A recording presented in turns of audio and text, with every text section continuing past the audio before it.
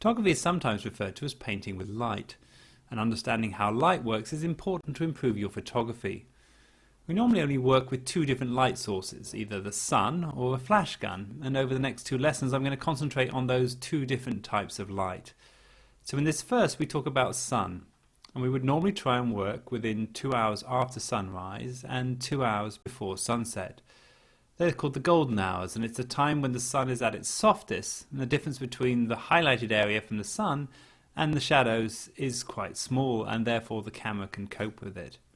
Now you need to know how to utilize the sun's light to give different dimensions to your image, and I've got three images here to show you that Thomas has taken at the same place, but has just moved around and had the sun at different angles to create different effects.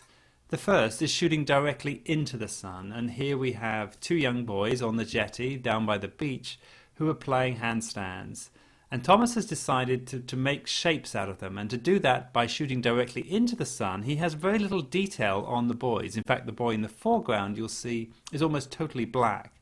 But what we do is we have these amazing shapes that just pop out at you as a result of them being shot against the sky. Now that's Thomas getting down at a low angle and understanding that as well. But what we have here is like a silhouette, and this is what we do when we shoot into the sun. If you've got something that's a really interesting shape, try and shoot directly into the sun, and then that shape will really pop out.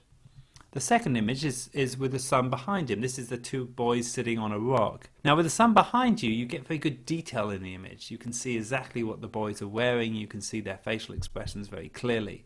But we don't have much depth, and to get depth we need to get an angle. And in the third image, when the boy's trying to kick the other one, what we see is really good depth in the picture because the sun is not behind or not in front, it's at an angle, and the shadow comes across the boys. The last thing that you need to do is to try and understand about highlighting images with light. Now as you walk around you should see, or start to learn how to see, images that are going to make good photographs, and they're often the ones where a bit of sunlight just picks something out, and that is the thing that we want to photograph.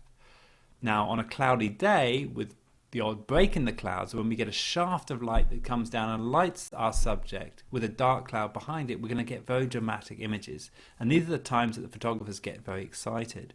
In order to understand that, we need to start looking in terms of dark and light, quite often having the subject in the light and the background being darker. That's always going to create a stronger image.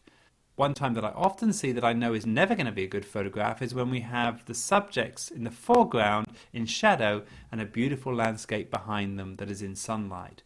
Now our cameras are not going to be able to cope with both, and either the background is going to be very washed out or the foreground we're not going to see any detail. It's just going to be murky figures in the shadows.